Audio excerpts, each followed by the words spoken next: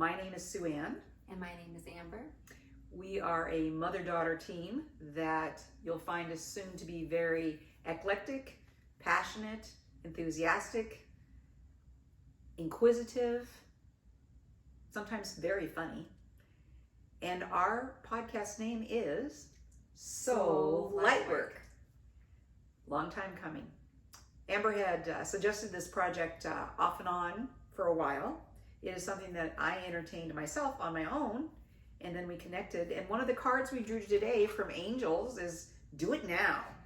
We both drew it. We both drew the same card at different times. We're like, okay, press play. It says, don't put it off any longer. Have courage. Listen to your intuition, for it is the guiding voice of your soul. Hence why it's called Soul Lightwork. We're really excited to share our life experiences, as you said, insight. And with our first episode, we really wanted to go over our own personal spiritual awakening journeys. That's a great one. Okay.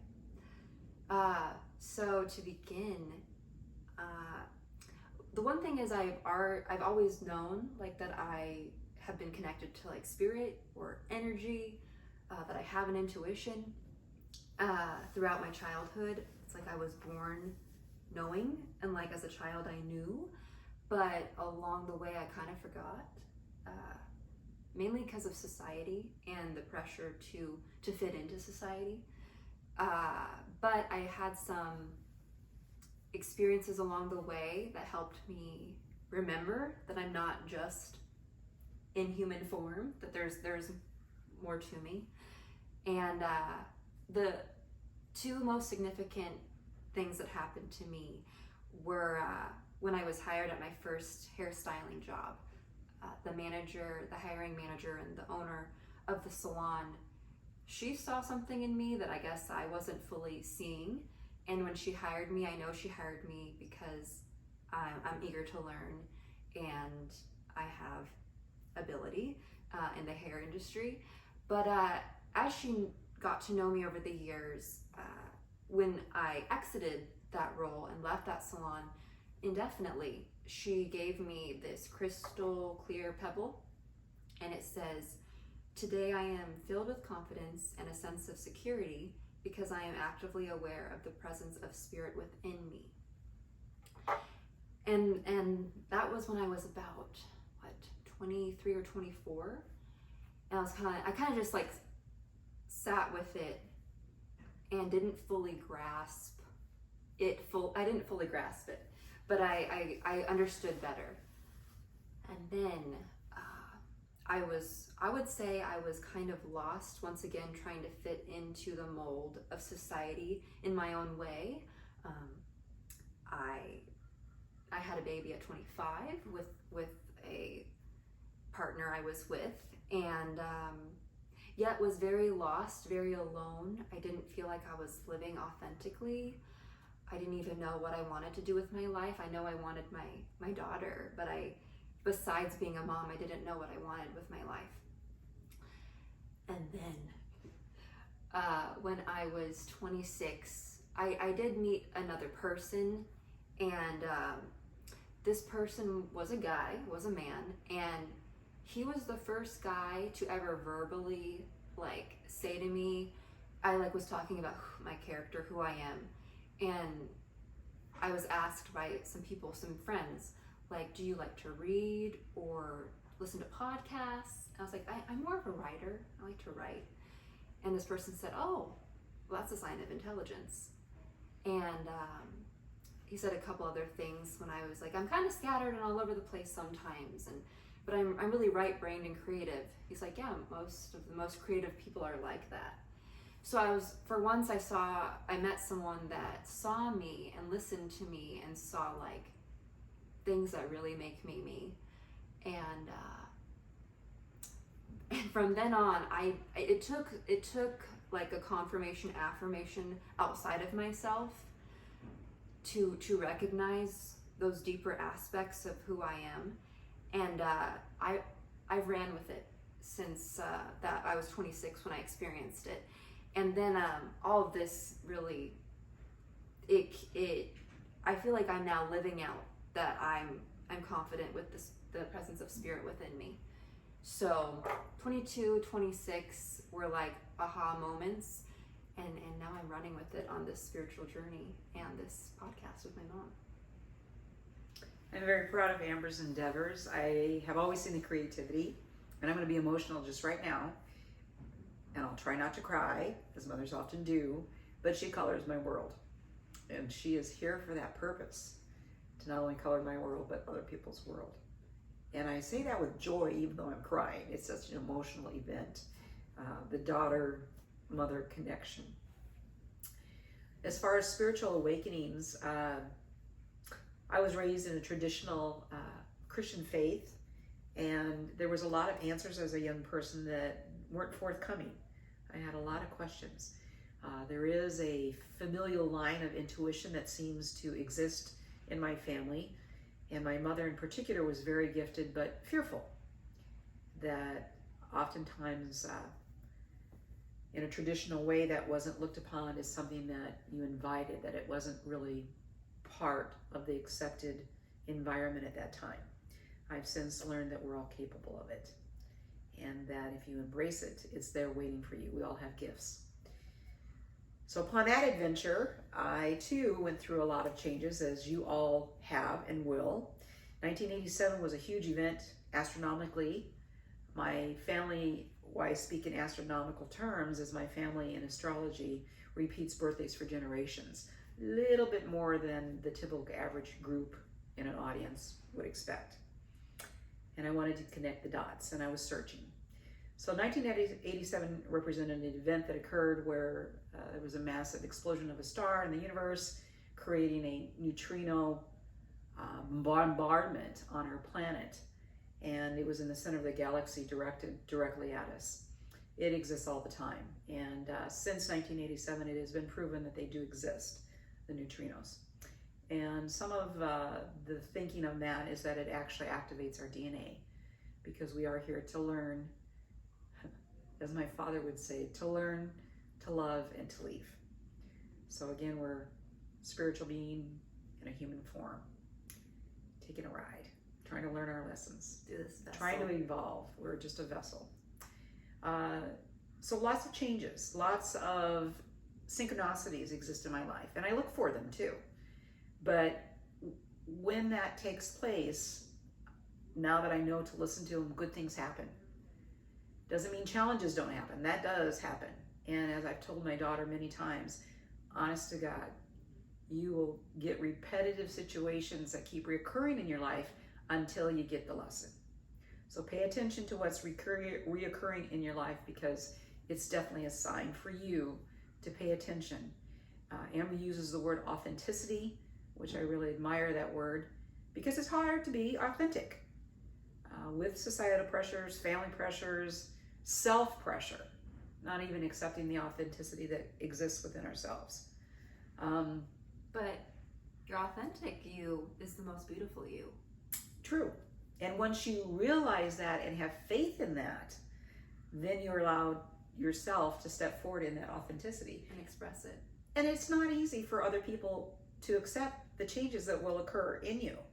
You may lose people, out of your choice or their choice or mutual. And gain people. And gain, like you said, and you're going to gain even better. Absolutely. Absolutely. COVID was very challenging for all of you, I'm sure. My father died February of 2020, just before the close down in March. He lived to be 100 years and 6 months, clear of mind, died at home with a smile on his face. One of the most loving humans that ever existed. In our humble opinion. Yes. The week after he died, I was diagnosed with complete renal failure. It was diagnosed through a biopsy of idiopathic, meaning we don't know what the trigger was that actually compounded. It was an immune issue, but we don't know what the trigger was. I kind of felt like the canary in the coal mine. It's a very old saying that when the coal miners went in, they would take a canary in a cage, because when there was no oxygen, the canary would die first so they could then get out in time before they died. And I really felt that way with dialysis, and just, it was not what I had planned for myself. For retirement. For my life. I have a grandchild who is now 6. I wanted to enjoy her back then. Good news on the horizon. They tell you initially 3 years, 5 years, 7 years, or never for a kidney transplant. For those of you that might hear this podcast, please consider being a donor. My donor was a deceased individual who I would eternally be grateful for. I am a new person. I received synchronicity, intervened. I received my kidney April 27th, which was my parents' anniversary. The same day I received my kidney, my youngest brother, who had offered to donate his, had inadvertently, through mistakes through lab work, at one point lost the lab work, found the lab work, retested it, and the information arrived the day of my transplant that he was a match while I was undergoing surgery. The challenging news for him was it did discover some health issues that need to be addressed. So again, on the higher level there, in my opinion, we were both blessed with the opportunity for new lives. Okay, I have a question for you, Mom. Absolutely.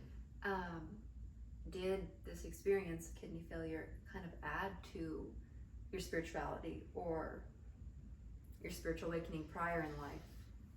It definitely put my spirituality to a test. Do I really believe? I tend to have had a history of being very positive and upbeat about everything in life. My glass is pretty much always half full as opposed to half empty. It still is. Now it's completely full. You get a new kidney, it fills you up right away. What it did do for me was to check my ego, to realize, to trust in a higher state of being. I also went to the other side momentarily, probably drug induced, but regardless, it was a beautiful experience where what I saw was the universe, limitless, and immediately everything was connected. All the stars were all connected. In addition, I felt the most incredible love a person can imagine beyond their wildest dreams. So much love that you don't want to leave that state ever. But I did also have a voice. And again, this was shortly after my father had died that I was in the hospital with this situation. The voice that presented itself was actually not in form, but in a knowingness. I heard the voice, and the voice said to me, I have your father, and I have you too. And you're not done yet, you need to go back. And trust me, I didn't want to go back. But I did have family I wanted to see, and I did have some things I know I want to finish up. So I came back. During the darkest hours of COVID, for many of you, my darkest hours were 2 a.m. in the morning or 3 a.m., feeling in such agony and discomfort. Even though I was on dialysis, it leaves you exhausted, not wanting to eat. Family members loving me dearly, childhood friends loving me. I was fortunate to have a support team. My daughter came and helped. And yet, it is between you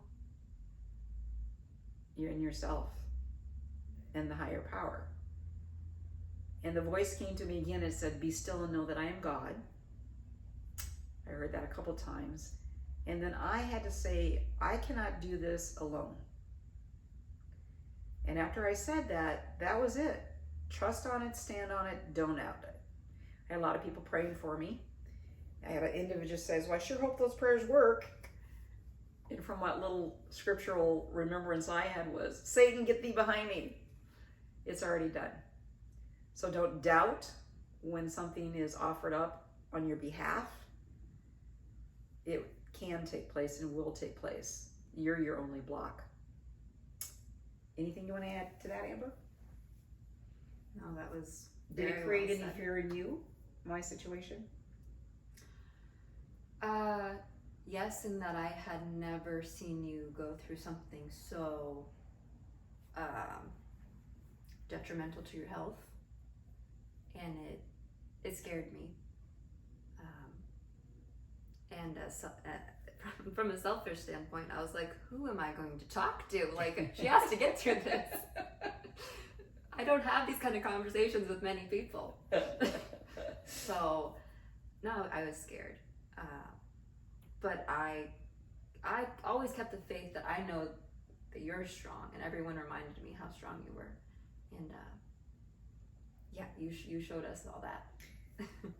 Again, I think the word that comes to my mind as you share that is the word humility and humbleness, because oftentimes I did think I could do anything, and I've done quite a few things, but I know that there was always, here's the bottom line, what I really want to say.